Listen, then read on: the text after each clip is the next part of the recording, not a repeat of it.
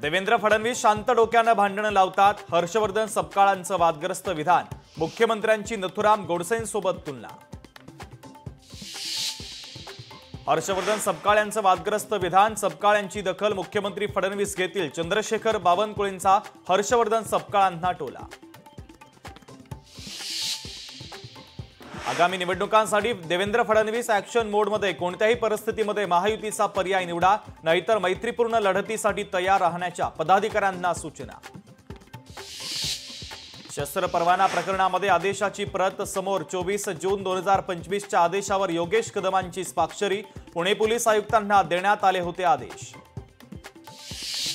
ओबीसींच्या हक्कासाठी मैदानामध्ये उतरलो. जिया रद्द केल्याशिवाय आता थांबायचं नाही. ओबीसींमध्ये घुसखोरी होऊ देणार नाही. वडेट्टीवार यांची भूमिका. प्रणिती शिंदेंनी पालकमंत्री जयकुमार गोरेंची घेतली भेट. महाविकास आघाडीच्या नेत्यांना जाणीवपूर्वक निधी मिळत नाही. प्रणिती शिंदे यांची जयकुमार गोरेंकडे तक्रार. माडाच्या कोकण मंडळाची सोडत शनिवारी जाहीर होणार. 5354 जणांचं घराचं स्वप्न पूर्ण होणार. डॉक्टर काशीनाथ घाणेकर नाट्यगृहामध्ये लॉटरी.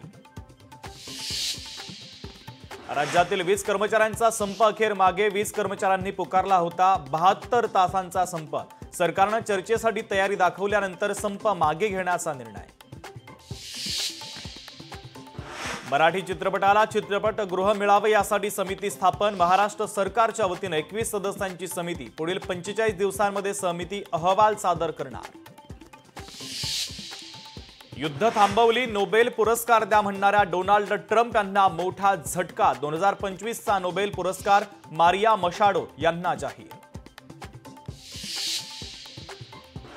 गौतम अदानी यांची फिल्म इंडस्ट्रीमध्ये एंट्री. अदानी समूह चित्रपट उद्योगामध्ये गुंतवणूक करण्याची सूत्रांची माहिती.